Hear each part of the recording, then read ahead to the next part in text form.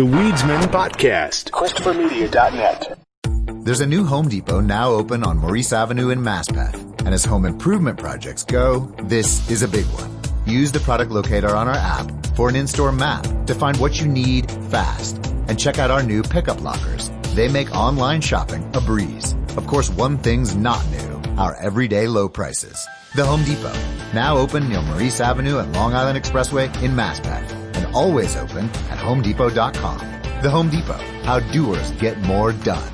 Imagine the greatest collection of real-life entertainment on the planet, all in one place. Go ahead. Dare to stream with Discovery Plus. Stream now. Stream what you love. ChristopherMedia.net. Hey, what's going on? Hey, what are you guys up to? Oh, little weed, you know. It's the Weedsman Podcast Nugget. Zippity what? Ready to drop the bass? Let's drop the bass. Whoop-de-doo. What does it all mean? All the random stuff that didn't fit in Friday's show you'll find here. Oh, okay. Hey, man. You got a joint? Got a little bit of refried smell on your boy? What that mean? Please, just give me my weed, all right? This pandemic has got to end. Right. I'm saying it right now. You know what? That's a hot take. Enough. Right there. Enough. Something's got to stop nothing else is going to stop my Amazon purchases. What you have Christmas on top of it. Yeah. I've been too much, being high at 3:30 in the morning, not being able to sleep, and pulling the trigger on stuff that I probably don't need. I'm like the housewife on a 90s sitcom ordering stuff off of QVC. It's like, hey, I need that. Why? Because it's 3 a.m. and Yeah. I said so. Yes, because there's a hole in my life and I don't know the shape of it. It might be electric walk shaped. You just don't know until you try it out. Might be robot vacuum shaped. Who knows? Yeah. Honestly, most of my stuff that I've been getting from Amazon is really practical. So things you actually need and are actually using? Yeah, most of it. Here's the last month, I'm looking at the last month of purchases. Need toothbrushes. Cat litter, that's a common thing. Cat litter and coffee and cat food. That's most of these. The egg rings. That was an invalue, but that was only $6.50. And it has revolutionized my breakfast game. Egg rings. Egg rings, yep. A set of 4 silicone rings with a little metal handle sticking off of them. And you throw them down on your grill or wherever you're cooking your egg. And it just keeps the egg in a little circle shape, bagel sized. So you grill up 2 of those, you grill up some bacon or a sausage patty, throw some cheese in there and some mushrooms and some onions, and throw that on an everything bagel. Oh my God, it's heaven. Oh, I think McDonald's uses these things. Yeah, I'm sure, they probably use something just like them. Yeah. Now, if I was into egg breakfast sandwiches, hell yeah. I didn't think I was big into it, but yeah, my youngest asked for one the other day, and I made her one. I was like, all right, hey, this turned out to be pretty good. And then I was like, I could make this a lot better, with the rings anyway. So I got those, an extra long USB cable, more cat litter, more coffee, some vitamins. I tried zinc supplements. They do not agree with me. They made me nauseous. I tried them 2 days in a row before I figured out that it was definitely the supplement that was making me feel ill. I felt nauseous and gassy all day, and everything tasted like shit. Everything tasted like metal. The coffee that I made yesterday, I threw out. I was like, this tastes like shit. I was like, I haven't cleaned my coffee maker in a while, so I threw out the coffee. I cleaned the whole coffee maker, made a new batch, and it still tasted like shit. I realized, it's my mouth that tastes like shit. Zinc supplement, though, you're not 50 yet. No. Not for old people?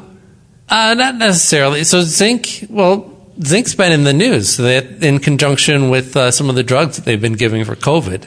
Because zinc is really good. Zinc, basically what it does is it cracks open the virus and allows your body's natural immune defense system and drugs that you assist it with to actually get in there and fuck up the cell. Mm-hmm. It breaks the door down. Zinc is the battering ram. Gotcha.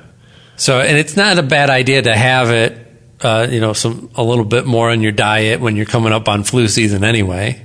But I've been eating enough red meat. Honestly, if you eat red meat on a regular basis, you probably don't need supplements. So I'm going to keep it around in case if you do get sick, it seems to help the recovery process. So might be worth it in that case. But so, yeah, also makes everything taste like metal. Yes. Well, once you're sick, though, then you don't have really a sense of taste anyway. That's true. It wouldn't matter. So, yeah, I mean, most of the stuff is like I use it constantly. Some of it's bordering on I don't really need it, but it's not a bad thing to have.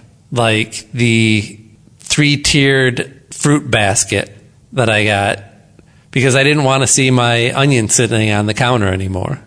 So you bought a basket for your onions. It has a large basket in the bottom, so that's where oranges and apples and stuff like that go. Onions up top, and then a little basket on top to hold cloves of garlic. Wow. So, like in case you were wondering how old I am. Yeah. Old enough to want baskets for your onions. And I also got a pretty decent set of storage containers, glass storage containers, because I have all plastic, and they get all grody, and they get all melty on the bottom and shit. And even though I try not to, every once in a while I'm just like, fuck it. I throw the plastic Tupperware in the microwave, even though you're eating a little bit of plastic every time you do that. Not to mention just sitting there in the fridge, like, I don't know. Less plastic you can have around your food, the better. That's a good general rule.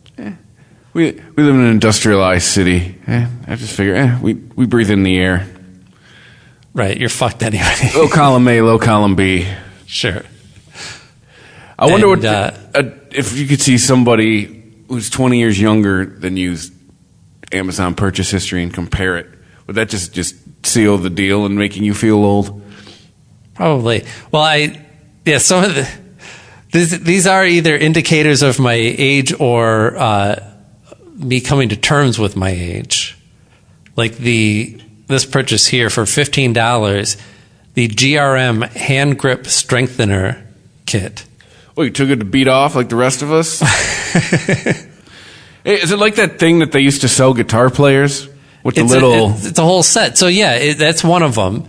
So the little spring-filled thing that you put in your palm, and you can do each finger individually. Although this is a cheap one, and it doesn't really.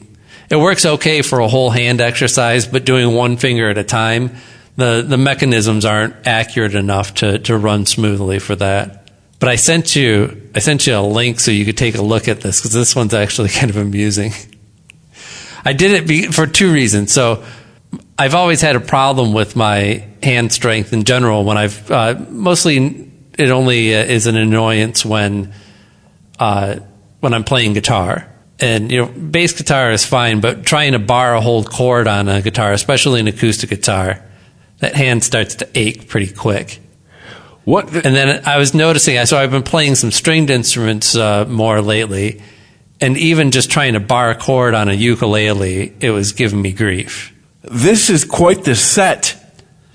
It is. It's all cheap shit. Like I said, it was $15 for the whole thing. You get what looks like more of an old-fashioned hand grip strengthener with the big spring on it, and it has an adjustable tension on it, and a counter, which is nice, so you can count your reps. And then it's got some other exercise things. So, yeah, it's got the guitarist thing that allows you to do each finger individually. And then a little rubber egg that you can put in your palm and just kind of, fidget with. The ring I wasn't sure about. So it's about it's for your cock. Right. It looks like that. That's the thing. This whole thing, I set it on my nightstand. And I was like, oh, I'll do, my exercises when I'm like reading or something. And I look over and I'm like, I look like a real perv. Yeah, your kids have got to be like, what the fuck is on Dad's all these things are nightstand? like, all the little things are like black rubber. And it looks like a studded little cock ring. But it's a harder rubber that you put in your palm and you can squeeze that. And that's actually a really good workout too. Like this whole thing looks like something you would just have to explain to people. Yes. Like, no, it's not what you think. And even if you got them to understand what each one of these things did and why you had them, like you put the egg like where? Yeah. Right? The egg goes where? No, it's for my hand. Of course it is. Yeah, for your hand muscles. Yeah. Yeah. There's also that. So there's a thing that you put all your fingers into, and you can stretch it out. I don't know why I'd want my fingers to be really strong. I guess if somebody was like trying to stop me from opening my hand, it'd be nice. If I had a lot of like small pieces of candy that I was trying to keep from other people, that would be a good exercise. Or I don't know. If you're like a little kid trying to keep their hand closed. Yeah, exactly. And your mom's like, show me what's in your hand. You're like, no. But so half of it is for, just working out my hands and keeping them strengthened and nimble for playing instruments. And also because I had read something that stuck in my head a while ago about how they had equated in some studies hand strength with longevity. I was like, well, it couldn't hurt. That's a good old man thing too anyways, isn't it, right? You should be. That's like the last thing that you hang on to is that grip strength. Having a firm grip for the handshakes we can't give people anymore. Right. Someday I'll be able to do that thing. Exactly. I'll be able to like hold a piece of candy in my hand, and my grandkids will try and pry it open, and they'll be astounded. And they'll try to shake their hand, and they'll be like, "What's that, Grandpa?" Yeah. Back before COVID, we used to shake hands, kids. He looks like a sack of shit and old bones, but boy, that grip strength, that grip strength, man. He's still got it. He can crush a walnut in his bare hands. Yeah. Plus, I want to continue baiting into my old age, man. Right. Yeah, your testosterone goes down. It doesn't go away. So, but my favorite purchase, and the one that could have been one of those things where you're like, why did I ever buy this? But after using it once, it immediately became, how did I ever live without it? And that is the Presto 1500 watt stainless steel electric wok. So it's an electric frying pan? Yeah, it's just, it's a wok with legs, so you can set it on a counter, and it's got a little heating element on the bottom of it. And you can unplug it and throw it in the dishwasher. And this thing is bad ass. I went with stainless steel because I had seen Dark Waters recently. Have you seen that, the Mark Ruffalo movie? I have not. This is all based on a true story about the lawyer who uncovered what I think it was Dow Chemicals was it Dow or the company that had bought Dow? I forget who originally developed it, but it was about Teflon basically.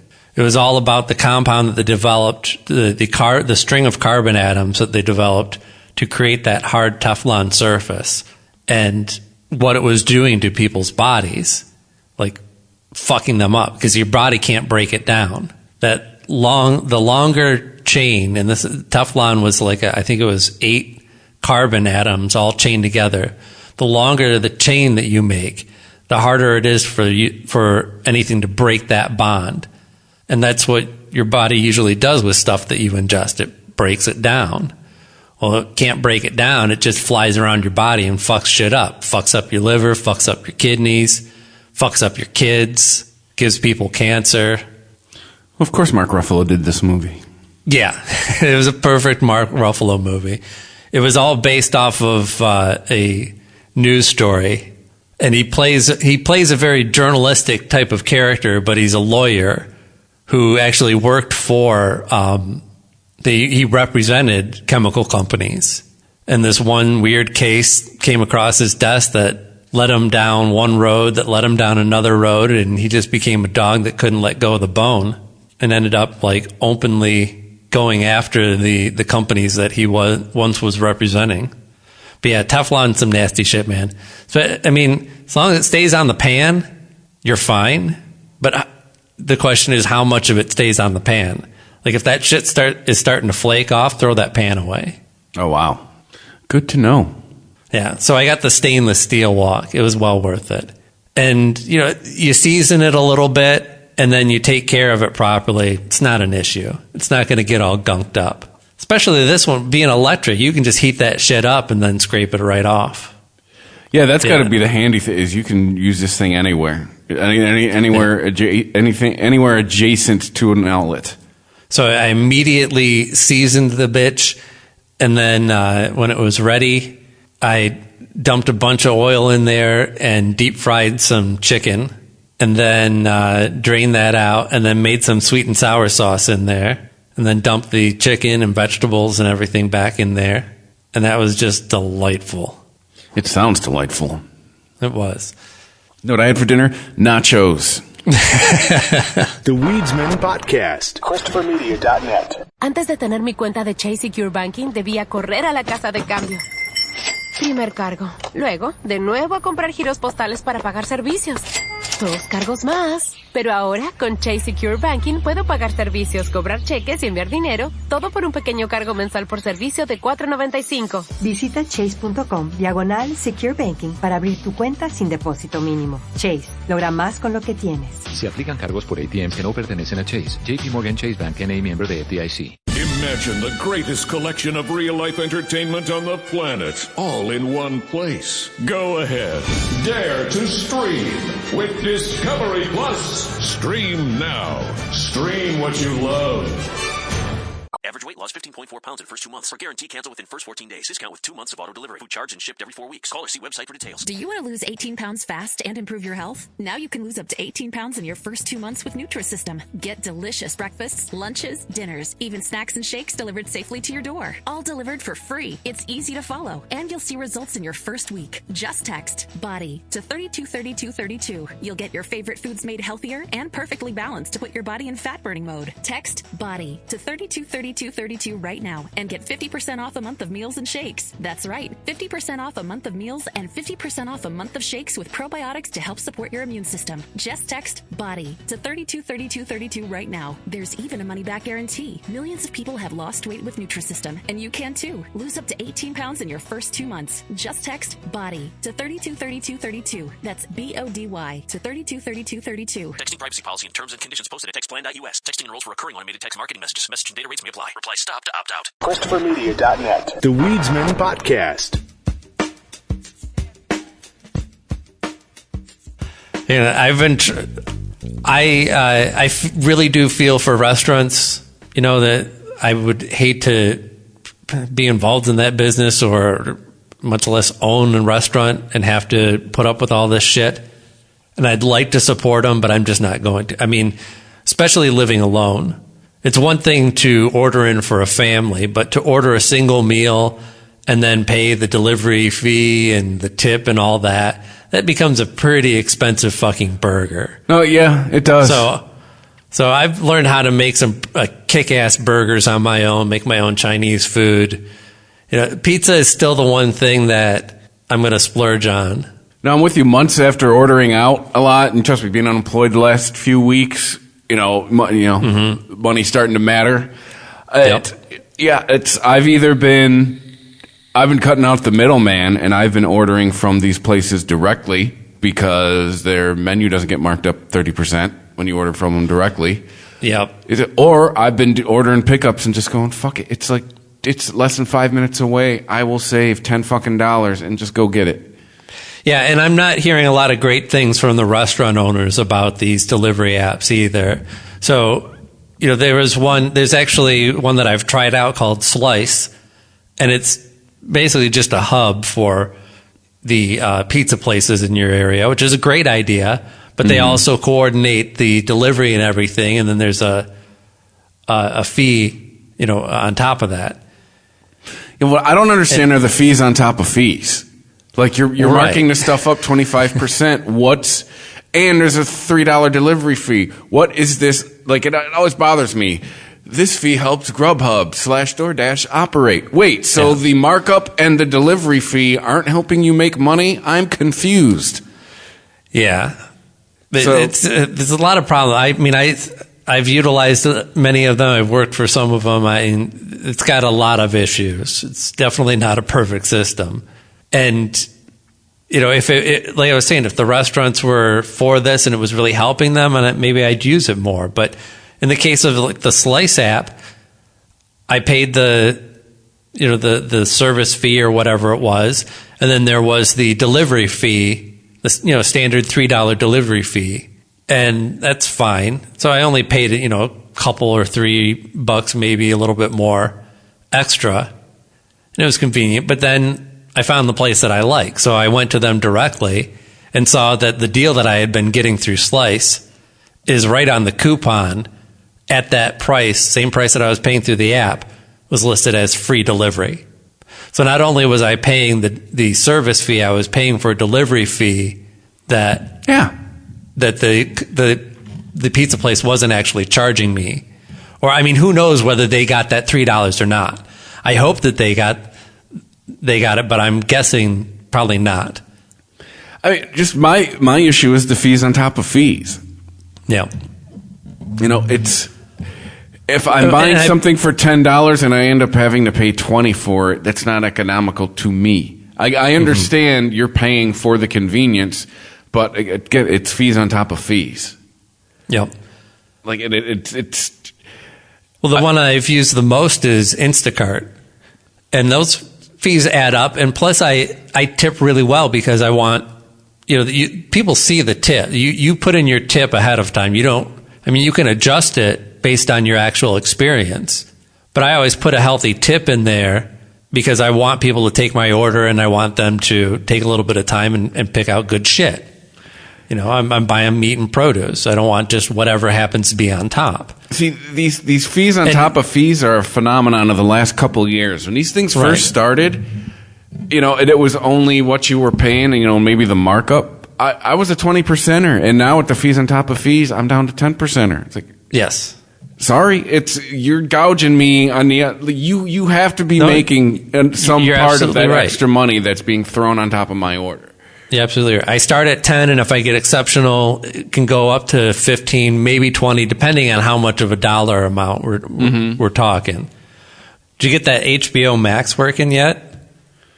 Or are you still tied to the old HBO? No, my wife's been casting it from her computer to our TV. Oh, okay.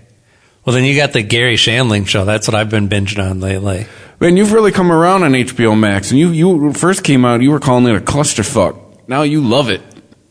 Well, yeah, no, I've been open about this. The rollout, the ads for it, the look of it, the actual app itself, it all sucked. The programming, though, top notch. The way that they've curated their catalog of stuff. Is that really what people are there for anyway? The way that they've broken it down too, for as far as because that's a big umbrella that they're casting now.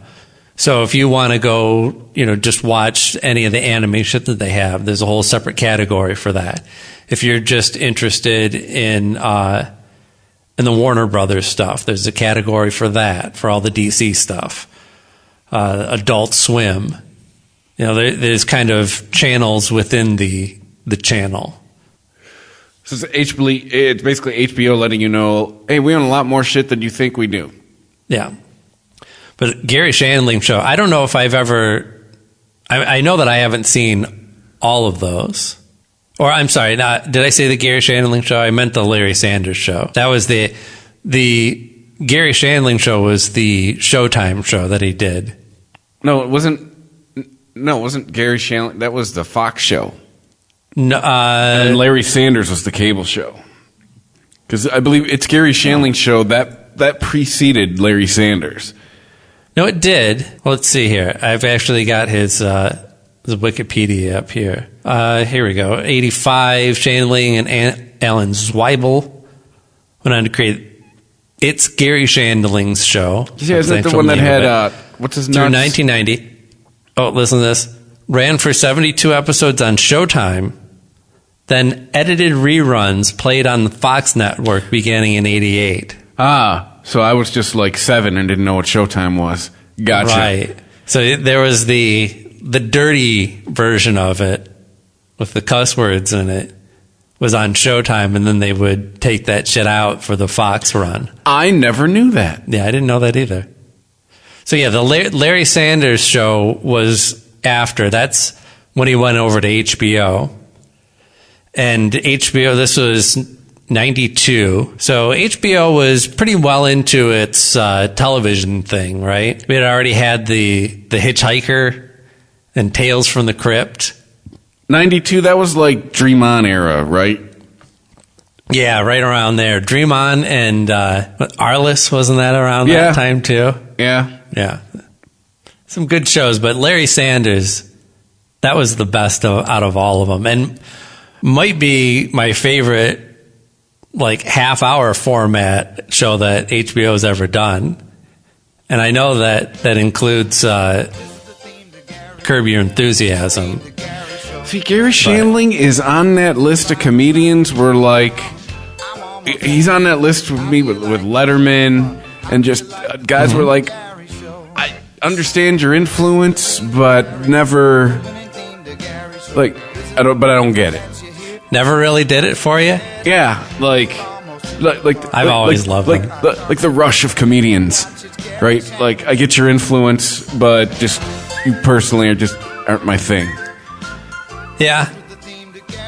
He's got, I don't know, what is it about his act, his shtick, his thing?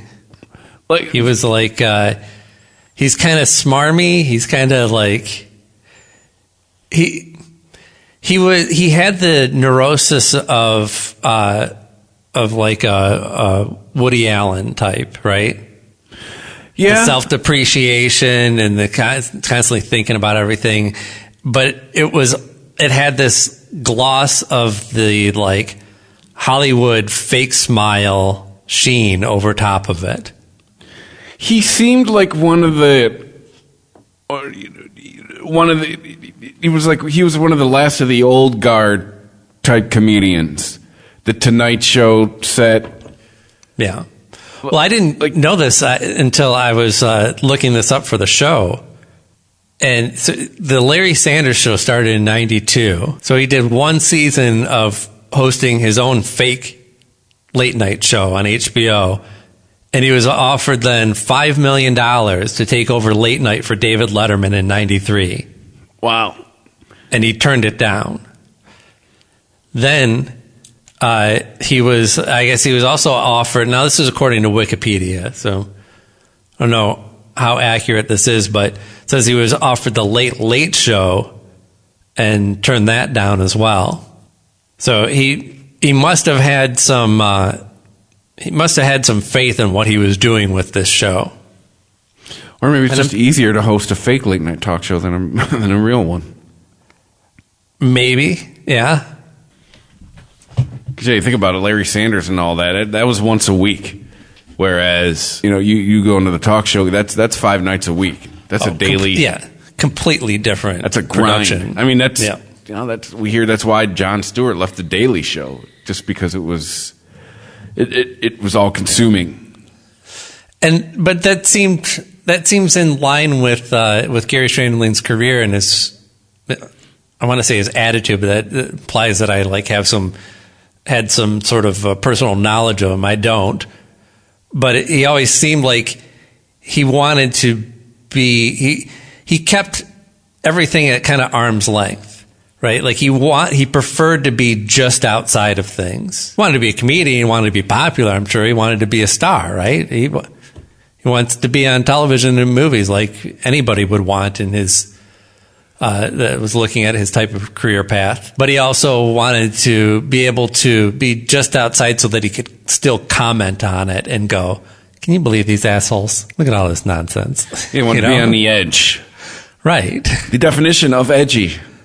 And that's where this show really shines, is when it adopts that kind of shift where it goes from the fake, the fakeness of LA and then it flips to like gritty, like I'm going to give you my real opinion. But is there a lot of fourth wall breaking? No, not at all. So it doesn't get into that shit like in it's Gary Shandling show where he addresses the audience directly and has like the deconstructed sets and all that. But like it's kind of a hard thing to describe, but I'll give you an example. He had on one of the early episodes, he has Robin Williams on. And Robin Williams on there, he's all hairy as fuck. His hair is all long and blonde. I think he was promoting, what was was it Hook? Was that the Peter Pan movie that he was in? Yeah. Yeah. And he had this like brown all leather suit on that he was wearing. But anyway, so they're doing the interview part. They cut to commercial. And Robin Williams leans over to him and he's like, "Oh, I'm sorry, I'm all over the place. I don't know what I'm horrible. I'm wearing this ridiculous suit. I'm sweating. This is not going well." And Larry's like, "No, what are you talking about? You're great. You're fine. You look great. No, the suit's fine. You're good. Everything's going smooth. Don't even worry about it." And they're having this little bit of bonding moment, Robin Williams is showing his vulnerability and Shandling's character is comforting him. And there's also kind of this past of them both coming up as comedians together, They have that a bit of shared history as well. And then right before they go to commercial, or they come back from commercial, Larry Sanders leans over to Robin Williams and says, "Hey, you're not going to do Letterman this week, are you?" And he's like, "Of course I'm going to do Letterman." And he goes, "Oh, come on. I thought we had this thing." And he's like, "It's a funny," and like right as they're counting down, like 3, 2, 1, he just goes, "It's a business. Suck my dick." And that was perfect. It's like, you have like the fakeness of like them doing the interview portion. You have that moment of them opening up to each other and then immediately going to cutthroat. And the show just constantly does those heel spins that are just brilliant. Yeah, it's never, I don't know, maybe such a thing as too dry humor for me. I get Gary Shandling. He has influenced tons of comedians. Sure. Especially people I like. But it's just not for me. Yeah, well, I mean, if you were looking to just get a sample, I would dive somewhere in the middle of season 1.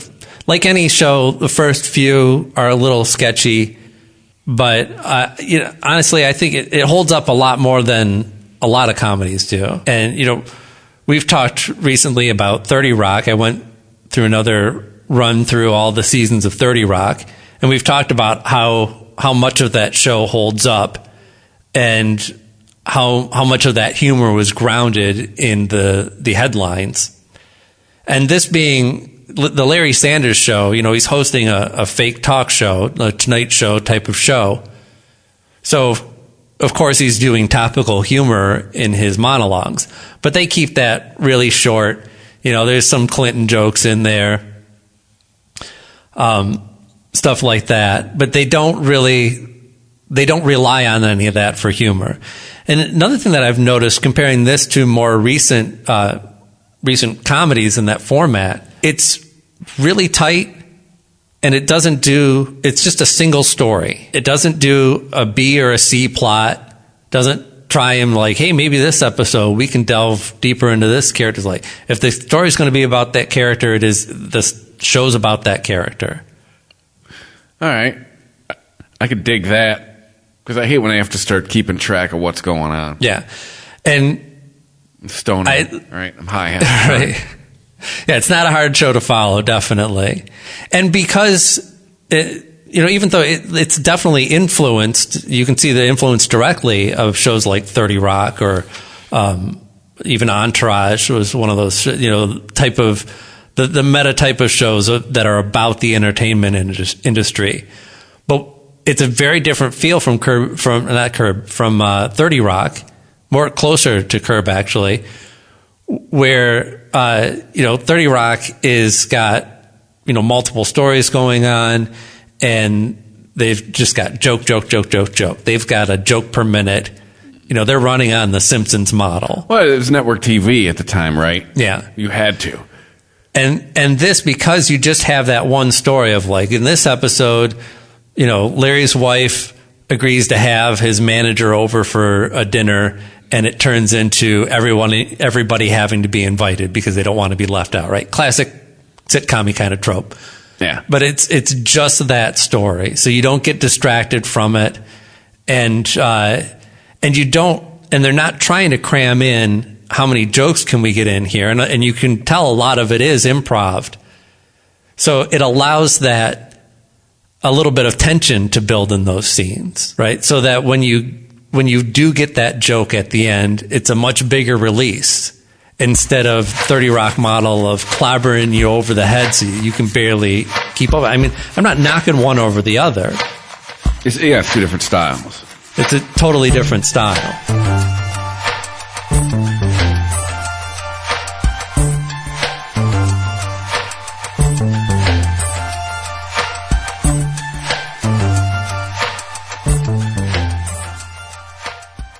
New Extra Charge Hot and Iced Coffee from Dunkin' is made with 20% extra caffeine from green coffee extract, because we could all use a little extra this year. Whether that's an extra boost, some extra boldness, or the drive to go the extra mile, we're extra ready for whatever comes our way and extra excited to take it on. Let's get it done with a medium extra charged coffee from Dunkin' for $2 with 20% more caffeine. And pair it with snackable stuffed bagel minis for an added all-day boost. Order ahead on the Dunkin' app. America runs on Dunkin'. Participation may vary. Limited time offer. Antes de tener mi cuenta de Chase Secure Banking, debía correr a la casa de cambio.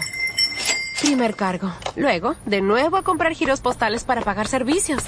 2 cargos más. Pero ahora, con Chase Secure Banking, puedo pagar servicios, cobrar cheques y enviar dinero, todo por un pequeño cargo mensual por servicio de $4.95. Visita chase.com/Secure Banking para abrir tu cuenta sin depósito mínimo. Chase, logra más con lo que tienes. Se aplican cargos por ATM que no pertenecen a Chase. JP Morgan Chase Bank N.A. miembro de FDIC. The Weedsman Podcast. ChristopherMedia.net.